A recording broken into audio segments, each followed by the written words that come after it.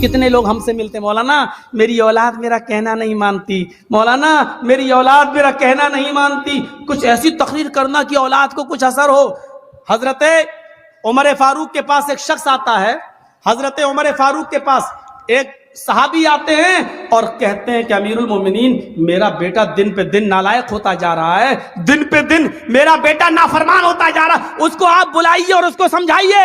سنو، حضرت عمر نے کہا اچھا بلاؤ بیٹے کو۔ بیٹے کو بلایا گیا، حضرت عمر نے کہا یہ تمہارے باپ ہیں؟ ہاں۔ خوب ڈانٹا، شرم نہیں آتی؟ اس عمر میں اپنے باپ کو ستاتے ہو، نافرمانی کرتے ہو، اپنے باپ کا دل نہیں رکھتے ہو، اپنے باپ کا کام نہیں کرتے ہو۔ پورا ڈانٹ چکے اور جب تھک گئے ڈانٹ ڈانٹ کر حضرت عمر، تب بیٹا بولا امیر المومنین اگر سمجھا چکے ہوں تو میں کچھ بولوں؟ کہاں بولو کیا ہے، اب میری بھی کچھ سنیں گے؟ کہ ہاں بالکل تمہاری بھی سنیں گے۔ کہا یہ بتائیے کہ سارے حق بیٹے کا ہی ہے کہ باپ کے لیے یہ کرے؟ باپ کے اوپر بھی کچھ ذمہ داریاں ہیں کہ نہیں؟ کہاں ہیں؟ کہا بتائیے کیا ہیں؟ حضرت عمر نے کہا 3 ذمہ داریاں باپ کے اوپر سب سے پہلے عائد ہوتی ہیں۔ پہلی ذمہ داری یہ کہ جب گھر میں بچہ پیدا ہو تو اس کا اچھا نام رکھا جائے۔ دوسری ذمہ داری باپ کے اوپر یہ عائد ہوتی ہے کہ جب وہ 7 دن کا ہو تو اس کا عقیقہ کیا جائے۔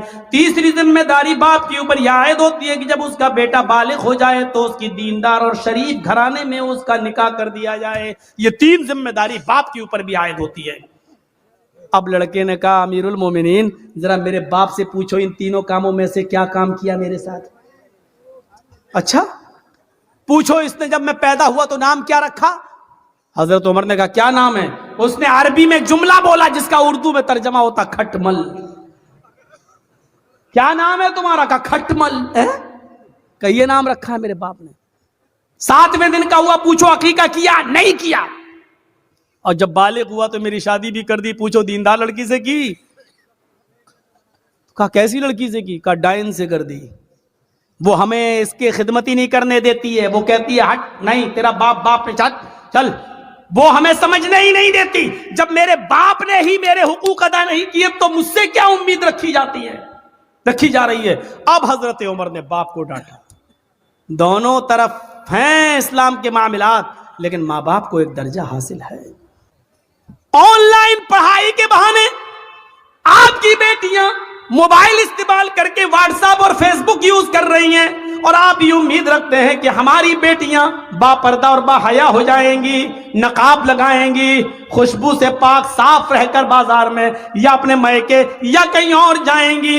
یہ آپ آج کے اس دور میں امید لگا رہے ہیں تو بیکار ہے۔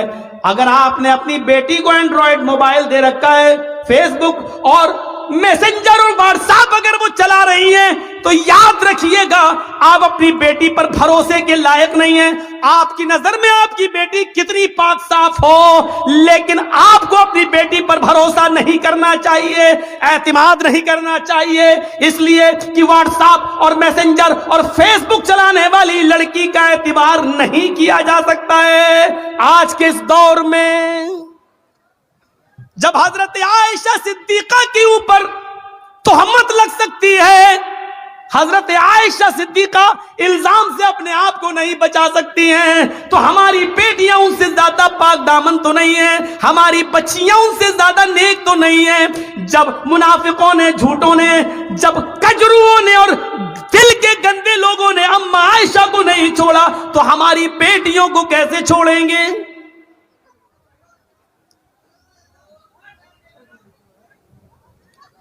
یہاں ہمیں غور کرنا چاہیے۔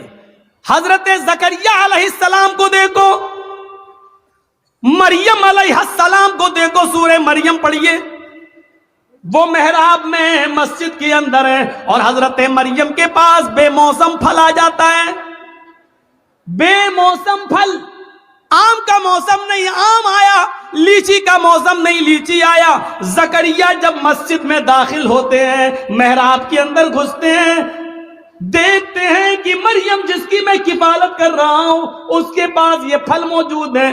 ارے یہ آم کا تو موسم نہیں، یہ آم کہاں سے آیا؟ یہ لیچی کا موسم نہیں، یہ لیچی کہاں سے آئی؟ تو چیخ پڑے انا لک ھذا، اے مریم میں تیری کلاس لے رہا ہوں، اے مریم مجھے صاف صاف جواب دے، یہ بے موسم پھل تیرے پاس کہاں سے آئے ہیں؟ آم کا موسم نہیں، آم دیکھ رہا ہوں، لیچی کا موسم نہیں، لیچی دیکھ رہا ہوں، یہ بے موسم پھل تیرے پاس کہاں سے آئے ہیں؟ وہ مریم جس کی پاک دامنی کی گواہی اللہ تعالیٰ نے دی ہے کہ ہم نے مریم کو بغیر شوہر کے بیٹا دیا، عیسیٰ بغیر باپ کے ہم نے پیدا کیا، وہ مریم جن کے پاک و صاف ہونے کا اعلان اللہ تعالیٰ نے کیا ہے، قرآن میں جن کو پاک دامن بتایا ہے، اس مریم کی کلاس زکریا لے رہے ہیں کہ بتا میری بیٹی، او بتا میرے لخت جگر، یہ تیرے پاس کہاں سے آیا ہے؟ کس لڑکے نے دیا ہے؟ کون ہے جس سے تیرے کانٹیکٹ ہے، جس سے تیرے تعلقات ہیں؟ اللہ والی تھی، نیکی فرما بردار تھی، اپنے سرپرست کو شرمندہ نہیں کر سکتی تھی، جس نے پال پوس کر مجھے اتنا بڑا کیا، اس کی عزت خاک میں نہیں ملا سکتی تھی۔ کہنے لگی آپ میرے اوپر شک نہ کریں، آئے زکریا میرے اوپر ڈاؤٹ نہ کریں، قالت ہوا من عند اللہ، یہ کسی لڑکی کی طرف سے نہیں بلکہ اللہ کی طرف سے آیا ہے، یہ اللہ نے بھیجا ہے، یہ جنتی پھل ہے، کوئی فرشتہ دے کر گیا ہے، اس میں کسی لڑکے کا ہاتھ نہیں ہے۔ جب مریم سے پوچھا جا سکتا کہ یہ پھل کہاں سے آیا، تم اپنی بیٹیوں سے کیوں نہیں پوچھ سکتے یہ موبائل تیرے پاس کہاں سے آیا؟ اس میں تو 10 روپے کا بیلنس تھا، آج اس میں 3 مہینے کا نیٹ پیک کیسے پڑا ہے؟ اس میں تو تیری اماں اور خالہ کا نمبر تھا، اس میں 5 نمبر اور کہاں سے آئے ہیں؟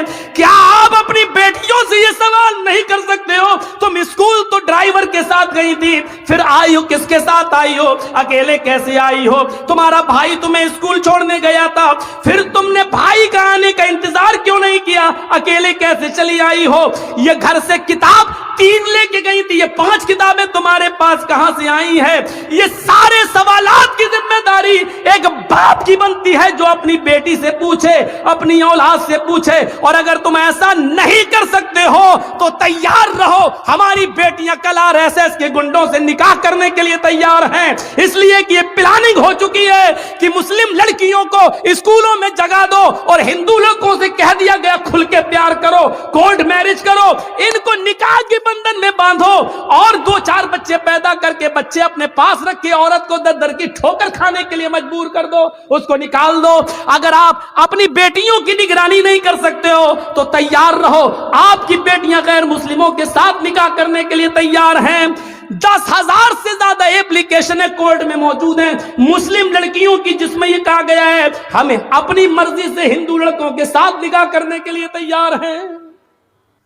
میرے ماں باپ روکیں گے اس لیے مجھے پولیس پروڈکٹ دیا جائے، پروڈکشن دیا جائے، سرکشا دی جائے۔ میرے ماں باپ کورٹ میرج کے موقع پر میرے لیے رکاوٹ بن سکتے ہیں، یہ لڑکیوں نے، مسلم لڑکیوں نے، کالج کی لڑکیوں نے یہ لکھ کر دیا ہے۔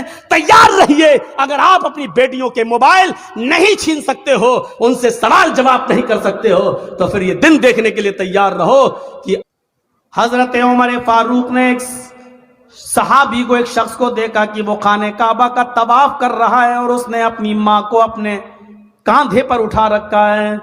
حضرت عمر فاروق نے اس کو دیکھ کر مسکرایا، فرمایا تم نے جنت کما لی، تم اپنی ماں کو طواف کرا رہے ہو اس حال میں کہ تمہاری ماں لنگڑی ہے اور آنکھوں سے اندھی ہے، تم نے اپنی ماں کو طواف کرایا، اپنی گود میں لاد کر اس کو خانہ کعبہ کا طواف کرا رہے ہو، تم نے جنت کما لی۔ اپنی ماں کو طواف کرانے والا صحابی کیا کہتا ہے؟ امیر المومنین، کیا میں نے اپنی ماں کا حق ادا کر دیا؟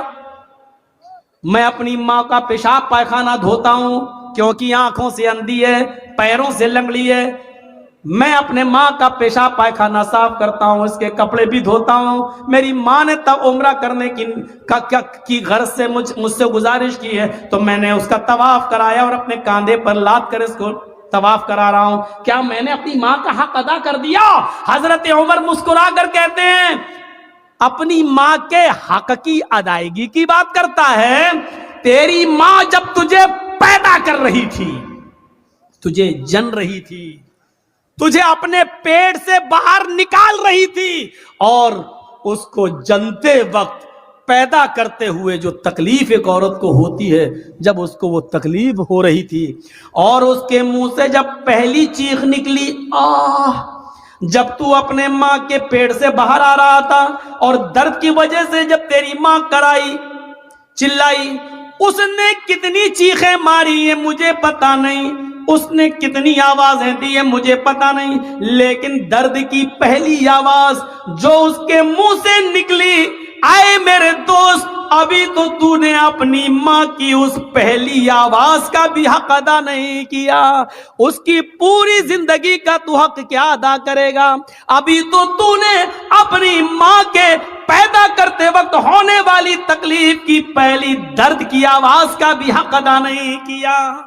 آدمی اپنی ماں کے لیے کتنا بھی کر لے لیکن اپنی ماں کا حق ادا نہیں کر سکتا ہے۔ تو پورا واقعہ بتانے کا مقصد یہ کہ ماں باپ کی بات ماننا، گھر بار سے نکالنے کو کہیں تو نکل جاؤ، لیکن ماں باپ کے سامنے اف بھی مت کرنا۔